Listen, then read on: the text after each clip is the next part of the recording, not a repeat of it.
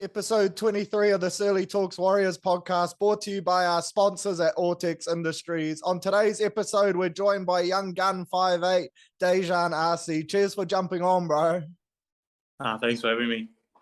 And am I right? Today's your birthday, bro. I think I saw it online before.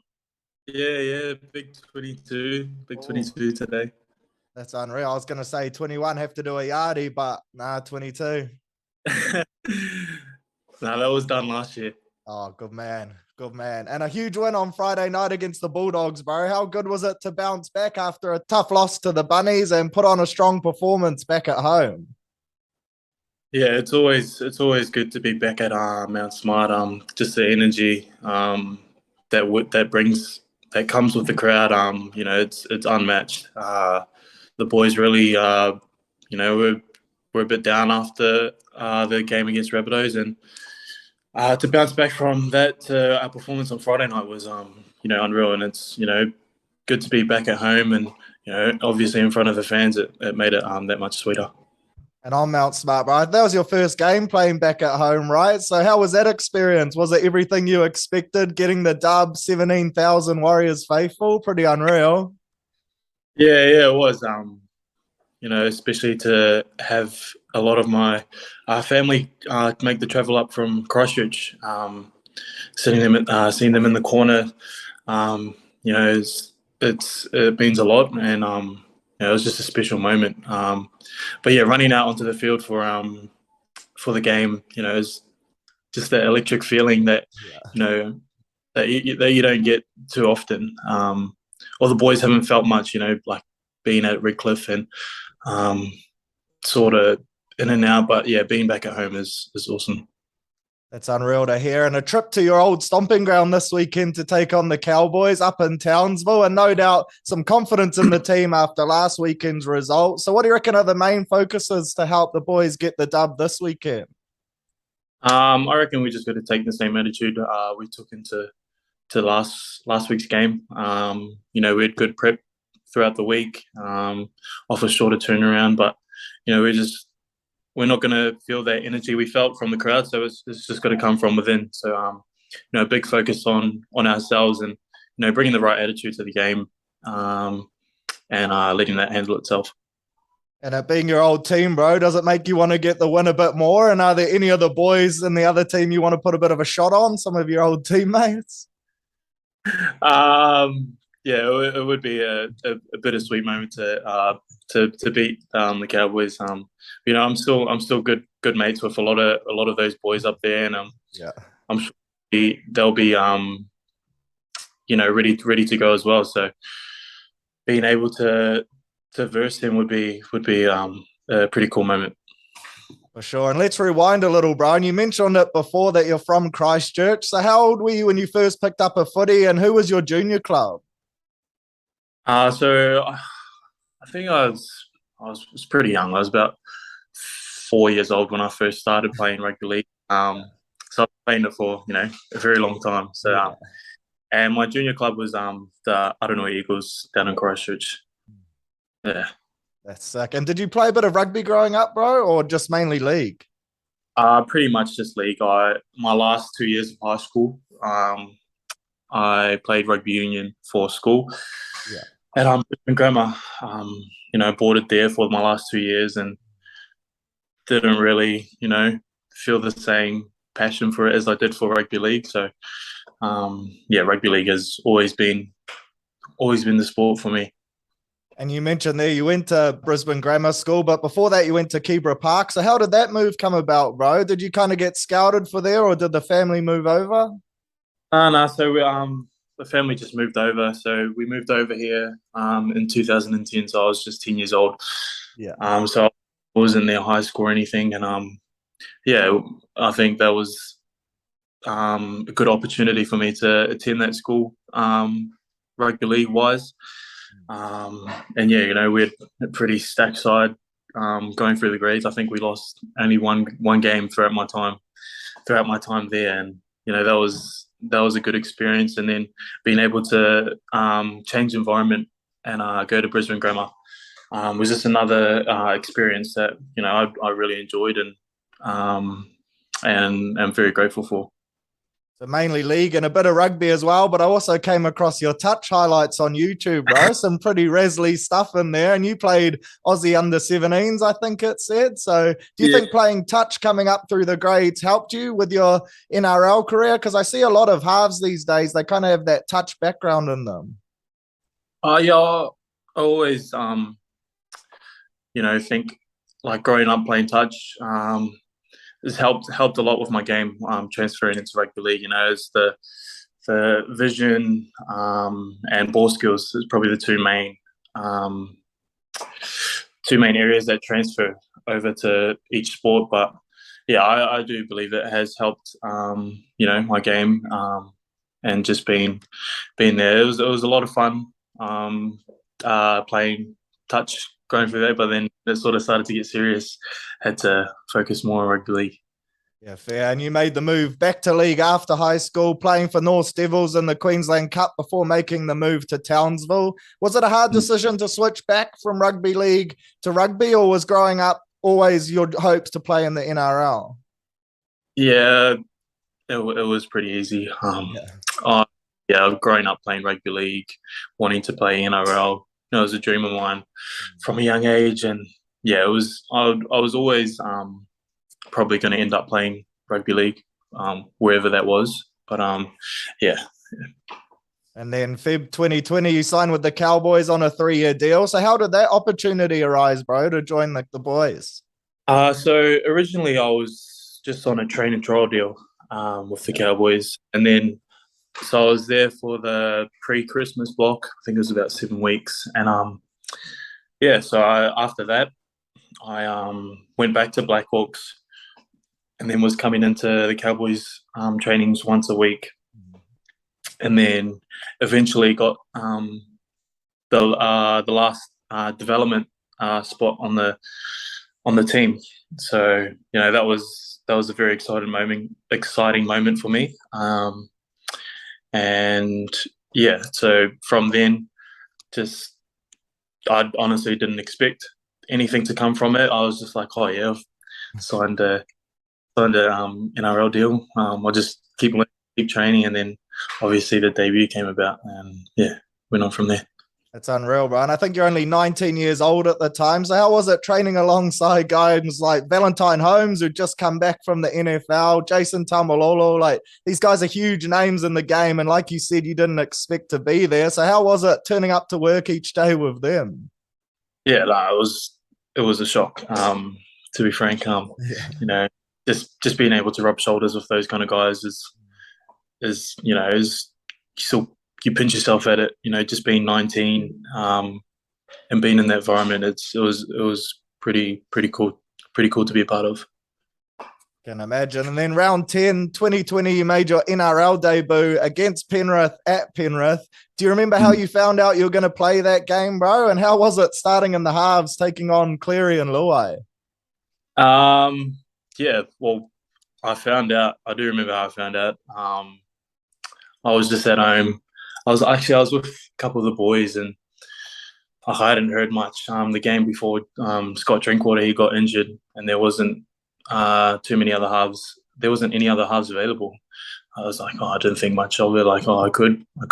Then I was with a couple of the boys, and I was asleep, and then I woke up, and then they were showing me. He's like, gee, like, and he showed me the team list, and it was a photo of me. I was like, oh, what's this? Click on it, and I was named in the team, and I was like, what the hell? What the hell? And then I checked my phone. Phone's going off, like heaps of messages saying congratulations and stuff. I was like, I haven't heard anything yet. And then eventually I found out that I was going to make my debut. But yeah, going up against Nathan and Jerome, like Panthers at that time, were unbeatable. And we went to Penrith. We had nothing to lose. So just went out there and tried to play the best I could, and win. Nearly getting them, but ended up losing. And yeah, that's how that went. You scored a try too, bro, after a nice little dummy and a little step on Liam Martin. So I can imagine that was a bit of a highlight for you, scoring your first NRL try. Yeah, that was a buzz. Being able to score that try. No, I was just filled with adrenaline after that. I didn't want to leave the field Yeah. until the end of the game when I started getting really tired. Nah. Yeah, but yeah, it was a thrill and a big buzz to be out there. And so across the next two seasons, you played 10 appearances for the Cowboys in total, and Paul Green was your coach for that whole time. So just want to say condolences to yourself, because no doubt you spent a lot of time with him as your coach. But I guess in summary, how did you find your time at the Cowboys, and how was Paul as a coach? Yeah, Paul's a good guy. He knew exactly what he wanted for the team, and yeah, he was very instrumental. In the earlier stages of my journey, helped me a lot. And yeah, he was the one to give me my debut. I'm forever grateful for that. And yeah, it's tough seeing the news and that coming about. So I just wanted to say, I just want everyone to be able to have someone to talk to. It's tough handling that kind of stuff keeping that to yourself.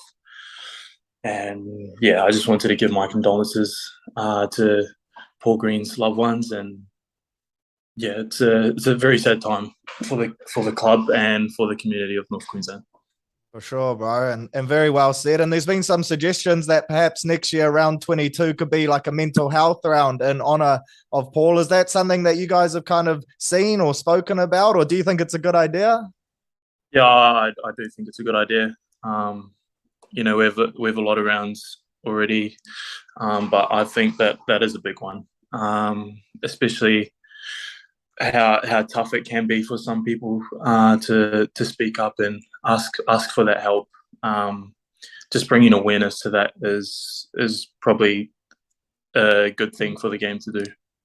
Sure, bro. I agree 100%. And then at the end of 2021, something a bit more positive, you went on to represent your Maori heritage in the All-Star game. How was that experience, bro? Being a part of that, and everyone talks about how cool the week and the lead up to the game is. Was that pretty special for you? Yeah. So I didn't. So originally I wasn't in the team, and then I think kind of because of COVID, a couple of the players couldn't make it, and I got a phone call saying that I was in the team. So I was like, oh, buzzing, and then went into camp, and seeing all those guys, like especially like just Kiwi guys, I was like, this is awesome, and being able to learn more about my culture and represent that is something special that you don't take for granted. The week leading up was awesome. Being able to learn the haka, learn some more Maori songs, and yeah, it was an unreal experience. Was that your first time doing the Haka Bro? Because I guess you've been in Aussie for a little while now. I have been an Aussie for a while, but I've been in various different Maori teams growing up. Yeah. But yeah, it was doing it on that stage was something different. It was something different. Yeah. It's unreal. And on to the Warriors now. And it was announced earlier this year that you'd be joining us for the rest of the season. Can you tell us how that opportunity came about, bro? Um. So yeah, it all happened so quick. My manager gave me a call saying like, "Oh, there's some spots opening up at the Warriors. Blah blah blah. They want you to come go to them." I was like, "Oh yeah." Didn't give me much time to think about it. He told me on the Thursday. I'd signed the deal on the Friday. Um, so yeah, it all happened, and I'd moved on the Tuesday, the following Tuesday. So it all happened so fast, and I think it was a good move, and I'm grateful for the opportunity, always, and being able to represent the Warriors, especially as a young Kiwi boy. Yeah, it was awesome. And did you know any of the Warriors boys before you made the move, bro? Were you able to kind of reach out to the lads, or did you just rock up and it was all good? No, cross paths with a couple before, like Dallin. He was also Yeah. in the Maori's camp. Jesse and Reese, I'd gone to school with. They were couple years older and a couple years younger. But yeah, I'd known a few of the boys, but yeah, it was pretty much meeting new faces on the Thursday and then playing with them on the Saturday. That's hectic. And your first game, bro, you guys got the Golden Point win against the Raiders. So how was that, making your club debut for a team you probably Yeah, grew up wanting to play for, and then you get the win in such a dramatic fashion? yeah, I hadn't played first grade at all that year, and I was blowing. Just the speed of the game is, it's a different type of speed in the Queensland Cup. But yeah, I was just again filled with adrenaline. Throughout the game, I was buzzing, and then going into Golden Point, I was like, please finish quick. And then they eventually threw a forward pass, and then Shawnee iced the game in the first set. And it was pretty cool to be a part of. Can imagine, bro. And then following that game, the Warriors Instagram posted up a photo of you as just a young lad, I think at Mount Smart, waving your Warriors flag. So where did that photo come from, bro? Was that from way back in the day? That was, I think, so that was actually at Seabus Stadium. Oh, yeah. So that was on the Gold Coast. Yeah, I was a young fan going to the Warriors versus the Titans, and yeah, that was about 2000 and I want to say 2011 or 2012 when that photo took place. So yeah, when that popped up, I don't know who found it or Yeah. it came about, but yeah, that was me, a young fan of the Warriors. That's unreal, bro. And you've played 6 games for the club so far this year, all in the halves, and you've played real well in all of them. In the past, you've played centres, fullback, and you've been a bit of a utility. So is 5'8" the position you kind of want to play in long term? Yeah, like that's probably my primary position where I want to play, but I'm honestly open to playing anywhere. Just anywhere where the coach tells me I need to play center or back in front row or whatever. Like I'll just put my best foot forward, and just go hard. Right there, bro, the man. And you've teamed up with SJ in all of those performances as well. How's it been playing alongside him, forming a bit of a combo? Yeah, no, it's awesome being able to play alongside Shawnee. Growing up watching his highlights and his highlight packages and wanting to try and replicate that, I guess. But yeah, he has a lot of experience and a lot of leadership around the field. So him guiding us around, and it's pretty cool to watch. And Stace, obviously, his help with my game, and obviously all the other coaching stuff as well. But those two, have been a big help, I guess, since moving to the Warriors. Unreal. A few quick fire questions for you now, bro. Bit more chill. Do you have any pre-game superstitions or rituals for game day? Not specifically, but if I have a good game, I like to replicate what I've done that week. Yeah. So yeah, not really any superstitions, but I like to do that. And if you could play for one other professional sports team or play any other sport professionally, what would it be, bro? Oh, that's a good one. It would either probably be NBA, Yeah. anywhere in the NBA, or a soccer team, just somewhere where they make a lot of money. Smart man. Smart man. I like that answer. That's good. And biggest joker or pest in the team, bro? Is there any teammate in particular that just does your head in? Biggest pest would it probably have to be Reese Walsh. Oh, Yeah. Reese Walsh or Ronald Volkman. I've seen Ron on Instagram, eh? He's going at Jazz at the moment. Yeah, those two. Yeah, especially Jazz and Ronald. They bounce off each other real well, so they go at each other pretty good. And this one's normally a hard one for the boys, but 3 people, dead or alive, you'd most like to go to dinner with. 3 people dead or alive. Okay. So one, probably Michael Jordan. Yeah. Uh, oof. Another one, LeBron James. The goat. Oh, 2 goats there. Who would you back? Who do you reckon's better, 1-on-1? One. See, there's a lot of debate around it. I don't really like. I just appreciate both their greatness. Yeah. Don't Smart on. do that. And third,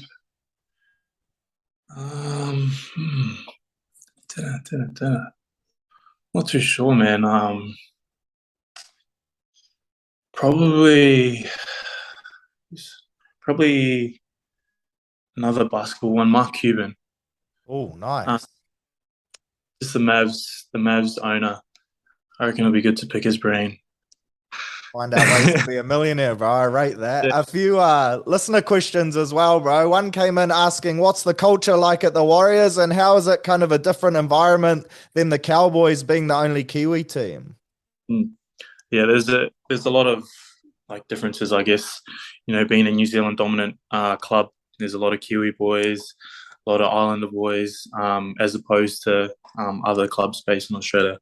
But New Zealand Warriors is unique in its own. Like when you debut for the club, you get presented a ponamu. Like you're not going to get that at any other club.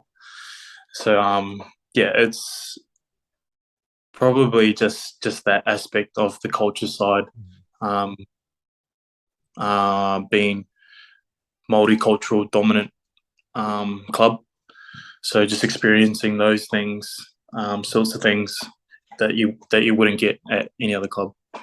Yeah, that's sick to hear. And you have an unreal kicking game as well, bro. Some of those spiral bombs you put up in particular are pretty crazy. Is that something you spend a lot of time on? Yeah. It's been a big part of my game, I guess, since I was a junior. I've practiced it countless hours that I can remember. But yeah, it's just something that I've always practiced and been pretty good at. Yeah. Hard, you're nailing it, bro. And the last one, and it's probably 95% of questions that came in too, bro. So I won't stitch you up, but when can fans find out where you'll be playing next year, bro? Because all the comments were saying how much they've loved having you at the Warriors. Yeah. Honestly, I don't know. Like, I'm not too sure. I just want to keep playing good footy, good rugby, and I'll leave that to the end of the season, I guess, and just keep grinding, keep working hard, and keep playing good footy. That's the one, bro. You're definitely doing that. So thanks for taking the time to jump on and have a yarn. Love watching you play for the club, and good luck this Friday against the Cowboys. Hopefully the boys get the dub. Thank you. Thanks for having me.